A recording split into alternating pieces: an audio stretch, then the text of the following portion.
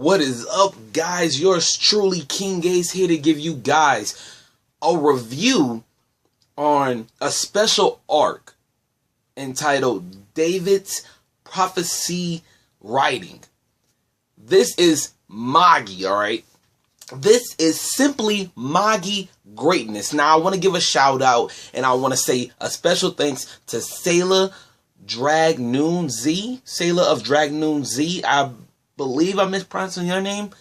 I'm sorry if I did, but thank you, because I remember in my recent Manga chapter, I said, how come we didn't see Elder David? And I guess I just skipped over this chapter / special arc that, Sinbad Reincarnation actually made. I just skipped over it. So I thank you for reminding me it. And, here's a review. I hope you enjoy. And, just tell me your thoughts. You specifically, tell me your thoughts on this chapter, and tell me your thoughts on my thoughts on this chapter / special arc, or whatever you want to call it.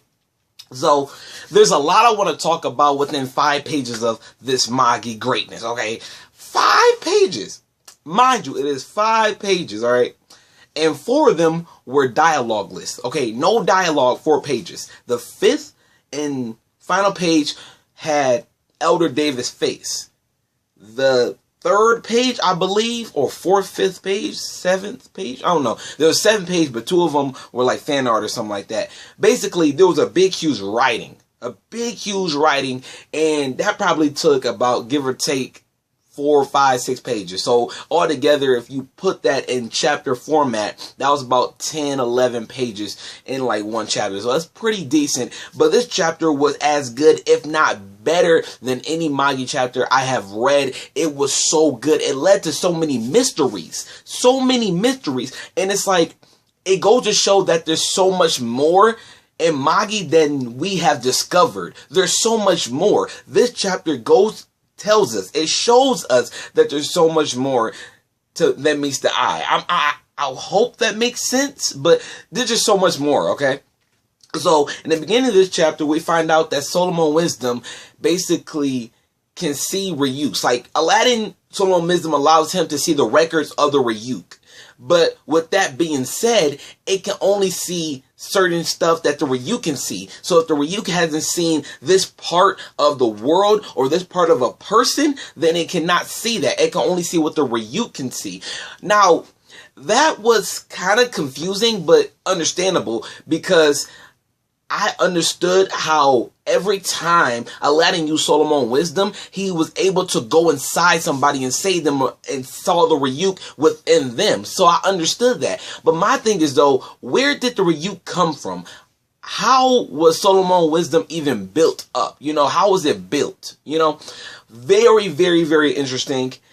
I just want to learn a little bit more about that, because it was confusing at some point, but I started realizing why Aladdin kept using Solomon's wisdom, how he kept looking, how he kept seeing everybody's Ryuk. He kept seeing there were records, that the Ryuk has only saw.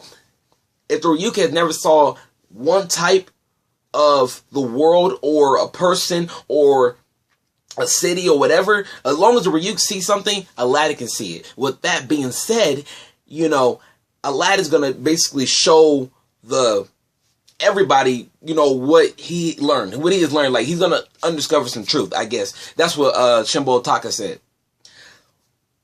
Alright. After that, we see all the faces. We see, the main one we see is Sinbad. Now, his eye is covered up. Really, really, really interesting, because his eye isn't really covered up that much. Then we see Cohen, Morgiana, the Finalis. We just see everybody. And then, and only then, we see an eye. And it's Elder David holding his eye like this. And I'm thinking, okay, what does this mean? What exactly does that mean? Why is he able to do this? And then not only is he able to do that, and that's a little bit weird, but the middle of the pupil was Sinbad. His eye is covered up. So is that saying something? I don't know. I'm just trying to put 2 to 2 together and make 4, because 2 plus 2 is 4. But right now it's making 8, and that's not even what it is, okay? After that, Elder David laughs. Something humors him, and then he sees the Ryuk. I guess the Ryuk is going away, or some type of white thing. I think, yeah, that is the Ryuk, excuse me. Then he summons this book and he starts writing. And we see this big, huge paragraphs on both sides of the pages. And he closes the book up when he's done writing. Now, we'll talk about that. That has a lot to talk about. I talk about that.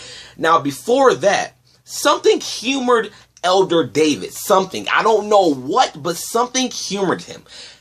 Is it possible that he can see the future and he's like, I'm good, I'm straight? Or what is it? Why did he laugh when he saw that? Why?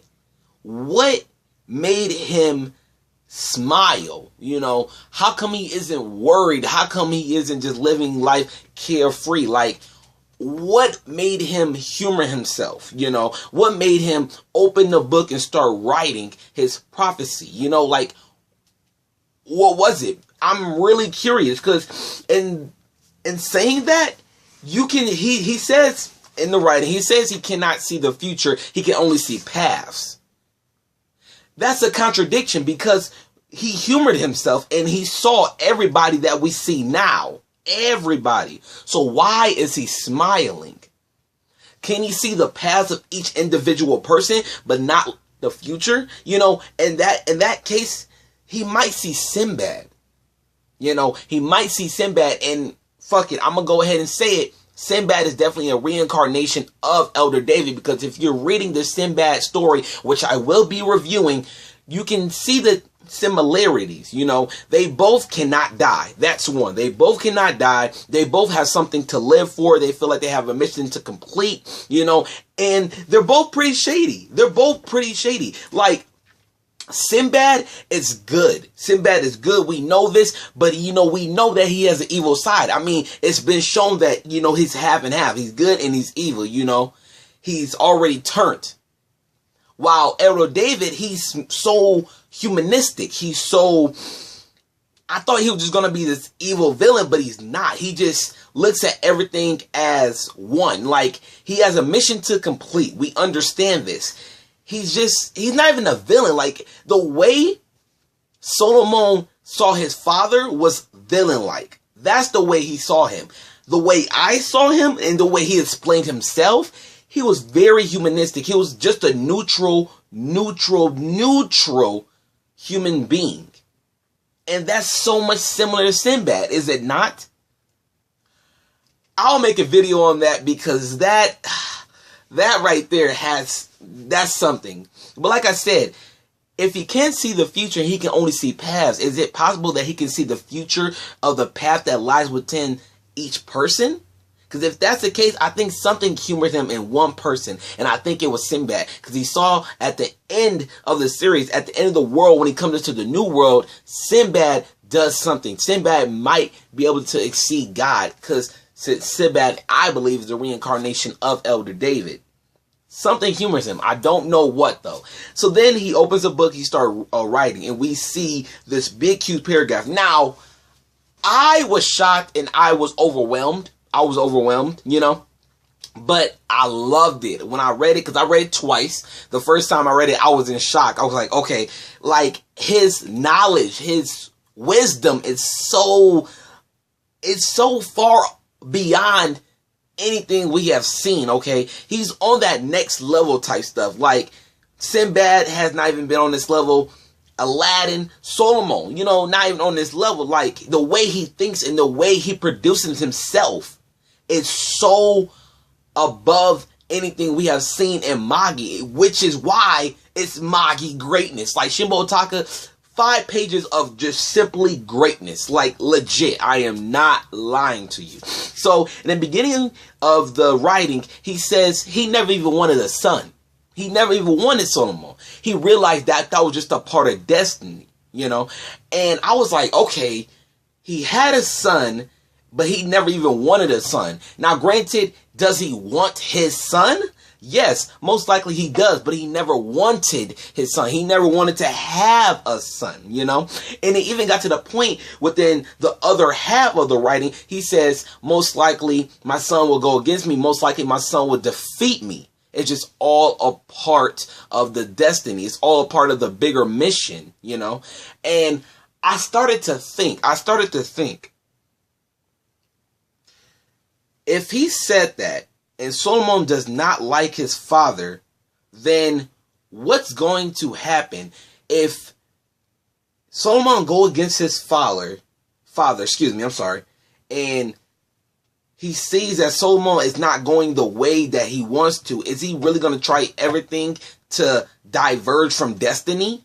Or is he just going to let him defeat him? Like, if you really do think about that, because Solomon, he's not going the way of Elder David. He is not. We have saw in the chapter, he doesn't like being even called a king. He doesn't like being called like something of higher power. He hates it because he doesn't want to go the way of his father. Now, when Elder David sees that, is he going to let him defeat it only because of destiny? Or is he going to bypass destiny?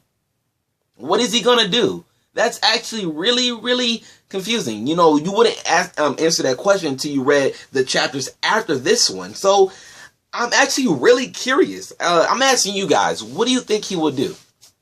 So after that, he talks about, you know, like I say, he doesn't want a son, but he says all a part of destiny, is all a part of the bigger mission, the bigger plan, you know, at the end. And then he started talking about how come God gave him this power? How come God made him the only one to understand this world and whatnot? Because he was lonely. You know, he's lonely and the despair in his heart. Like, how can you heal it? And it's so humanoid. It's so, like, I would never thought Elder David was even like this character, you know? I would never thought this. Like, I really would never thought this. So the fact that we're seeing it is some really, really, really, really great characterization for Elder David, because this is some new stuff. Like, I like him. He has potential to become my favorite character, okay? You know, from a fanboy standpoint, because I am fanboying over Elder David. I like this cat, man. I thought he was just going to be an evil villain who's just very simplistic at some way, shape, or form, but he's not. The way he thinks is so over beyond what anybody else thinks, and the way he just goes about it, he's just so humanistic, and I love that about him. So like I said before, he says, how come God did this? And he said, it's all a part of the plan. And the plan says, he says, I'm not, hold up. It's hard to explain. It's really, really hard to explain. But he says, me taking control over the species and trying to take over the, you know, like the world kind of, it's nothing. That has nothing to do with that. That's all a part of the bigger plan. That's all a part of my mission that I have to complete. My mission that I have to complete. And he feels as God gave him that mission to complete.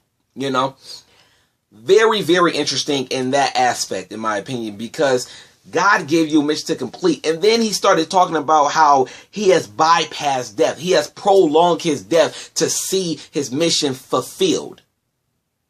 He has bypassed death. He has prolonged his death to see his mission fulfilled. And then when he says that, I started coming back and I'm like, something happened. His plans got ruined. Elder David died. But then when he did this, we saw everybody, he humored himself. You know, and then at the end of the writing, he says, at the end, utopia will be here. The new world will be here. And I will be on the level that's even exceeded God. You know, so I believe during his time, he actually died. Some way, shape, or form, he didn't complete his mission. You know, in this new world that Aladdin, Sinbad, Morgiana, and Alibaba, and Cohen, that the world they live in, something happens. Sinbad at the end becomes the God. He becomes something that exceeds even God himself. Thus why Elder David smiles, he chuckles, he humors himself. Because remember this, he cannot see the future, but he can see the past of the individuals. That's contradicting, but it's so much depth between that. I can't even understand it. I can't grasp it. It's a lot of contradiction, granted, but it's so much depth between that. You can't understand it until you see more of Elder David. What do you mean by you can see the past, but you can't see the future? What? I don't understand. I really don't. Like, I'm trying to grasp it in my head as I do this review and thoughts, but I can't. I just can't. I don't know. I really, really don't know. That was just something, that was like a riddle in some way, shape, or form. Like, it's contradiction at its best, but it's death. It's so death. It's like, I don't know. I really don't. So like I said, he says capturing all the species, you know, making them one, you know, be getting stronger magic, you know, that's all part of, you know, my mission to complete. And he says he's right by the side of God. He's right by the side of God. And then he goes on talking about how he prolonged death, whatnot, like I said before. And, you know, he kind of has like a fear of dying. He wants to see his mission complete. He's been living for he's been living for 800 years, you know. He just doesn't want to die and not see his mission to complete. Because he said, my son, at the end of the day, my son will probably go against me. He will probably defeat me, but it's all because of destiny. Because at the end of the day, a new utopia will be revealed. The new world will be revealed. And then that's when I will become stronger and I will exceed God.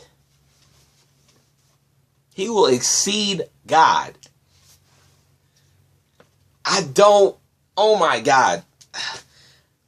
I don't know, man. I'm just mind boggled by the sight of even hearing this, by seeing this. Because Elder David, man. But after that, he closes up the book and we see his face and he resembles none other than who? Sinbad. That's crazy. Okay. I will make a video talking about Sinbad and Elder David and why I believe that Sinbad is a reincarnation of Elder David, thus seeing this chapter, because there's too much similarities. And also, if you read the Sinbad backstory, you can see why I believe that as well.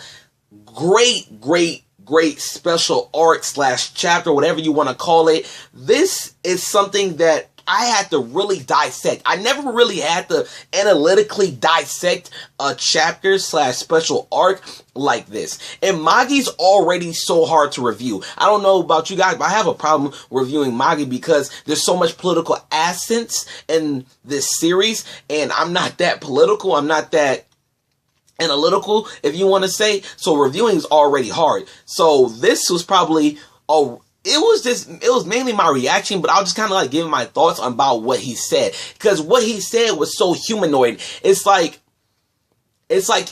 he wants peace. He wants peace. But the way he's going to attain it, he's going to go and defy God, even though it's God's mission that he gave to him. You know, like that's what's confusing me. That's what's confusing me. It's God's mission that he gave to Elder David, but he's going to defy God and exceed him. Is that what God wants? You know? I don't know, man. Very great chapter of Magi 222.5. You guys who have not yet read this chapter, go read it, or go read this special arc, David's prophecy writing, or prophet writing, whatever. Go read it. It's amazing. 5 pages of greatness if you're caught up to Magi. If this chapter was this week, it will definitely be better than any shonen chapter I have read. It's great, man. It's great. I hope you guys enjoyed my review / thought / overview, even like that. And a special thanks to Sayla for allow me to actually read this and, you know, do the review and actually just telling me about it, because I just skipped it. And thank God that you told me, because I would have never known. I really would never know now, unless I would have went back, and I probably would have did that until like fucking months and months. So thank you, and I hope you enjoyed the review. Let me know what you guys think down below in the comment section, and I'll see you guys later. Peace out.